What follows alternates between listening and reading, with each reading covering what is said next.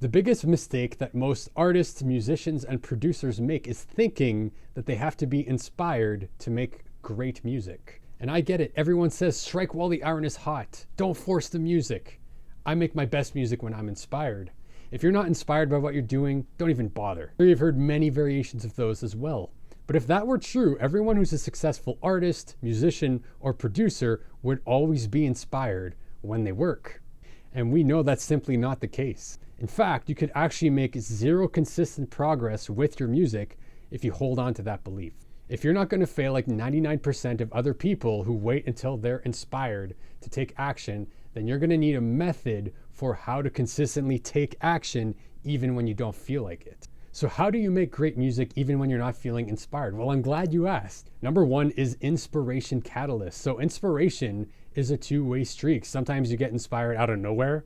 When you're at a live show, when you're hanging out with friends, maybe when you watch a show, you get inspired and you really want to take action.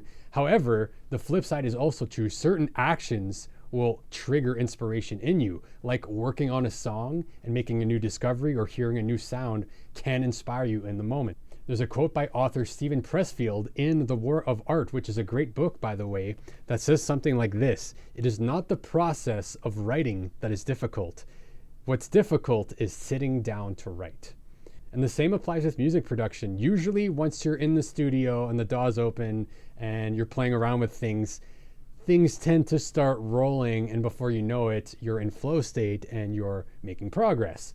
However, how many times have you caught yourself procrastinating to get started? Watching Netflix, oh, just one more episode. I'll start just a little bit later. I'll start tomorrow morning. Oh, we'll do another session tomorrow. But usually once you get started, it's easy to get going and build some momentum. So this points towards the importance of having a method, having a system to keep you having a consistent daily practice, because it is the consistency in showing up that is the difficult part. Another thing to remember is that action creates the most clarity over anything else. So even if you're not feeling inspired, you don't feel like it, you're tired, if you just sit down and take it one step at a time. So sit down at your computer, turn on the computer, open up the DAW, right? Load up a project just one step at a time. And eventually you're going to get to a place where you have some pep in your step, all right? You're going to find a sound, you're going to listen to something and be like, oh yeah, this song, oh yeah, this track, oh, I could try this. And you're going to gain momentum. And that all comes through taking action, all right? Just one small action at a time. And before you know it, you'll get somewhere. And through taking action, through trying things, even if you don't think it's going to work, even if you don't feel inspired, you don't feel like it, just try taking action. And I think you'll be very impressed at how much clarity you can gain by taking action.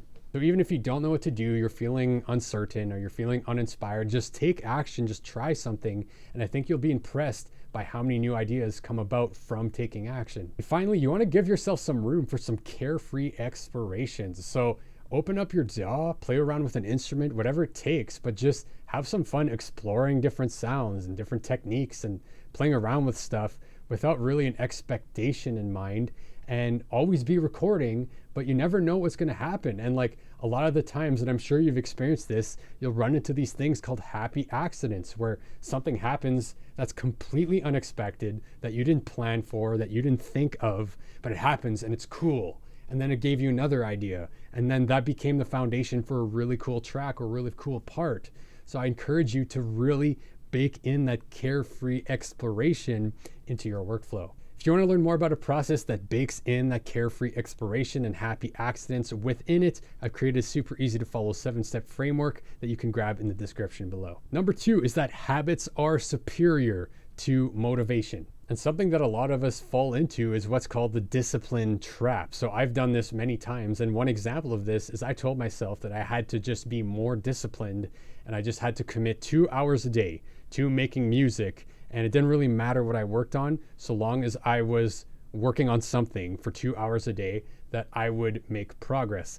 And this lasted maybe 4 or 5 days, and then guess what? Life happens and I fell off the wagon. At first, I was extremely motivated and super passionate about making this happen, but over time, that motivation wanes and you're faced with reality and your habits. And although that's a fun challenge, it's not really realistic to put yourself underneath that much pressure. There's a way better approach for this type of goal. You want to focus on building the habit instead of focusing on maximum productivity and output. You want to set a goal for yourself that's so simple that would be absolutely ridiculous for you not to accomplish it every single day. All right, and the key here is every single day, not 5 days a week, not 6 days a week, 7 days a week. So once the habit has become a no-brainer or your brain is on autopilot, then you can challenge yourself to improve faster. However, the key is to not overdo it so that you feel like skipping a day. Try committing to something like 10 minutes a day every day. It doesn't matter what you're doing as long as you're creating in some way. And if you're away from your studio at any point in time, bring an acoustic guitar, bring an app on your phone, use voice memos, but you're not skipping a single day. No excuses. 10 minutes a day. And in having a consistent daily practice, you can play fun games with yourself, like trying different approaches, trying different instruments, or trying some crazy, wacky experiment because you know that you're going to be at it every single day. So it removes a lot of the pressure. So again, we are not focused on the result. We're focused on the habit of showing up consistently every single day. All right, number 3 is to lean into fear or uncertainty. And I know this sounds absolutely fantastically crazy, but if you lean into your fears or notice that whenever you feel uncertain, you lean into that and you take action anyway, that is your biggest opportunity for growth and breakthrough, hands down, period. No more to say. Hands down, period. Yes, sir.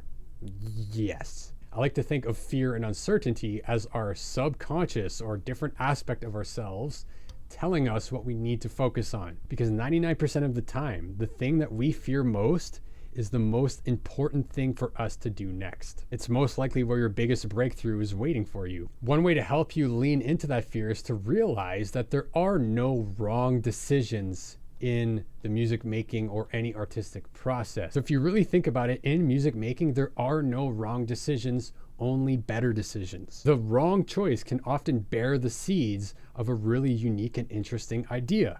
You also never know what series of choices will lead you to an amazing idea, whether or not those choices are right or wrong or good or bad. The sequence of decisions may lead to an amazing idea. And leaning into fear is like a muscle. The more you practice this, the easier and easier it will become to deal with uncertainty and be okay with it. Because at the end of the day, uncertainty is a huge part of the creative process. All right, we deal with uncertainty all along the way. Is this idea good? Is this song arrangement great?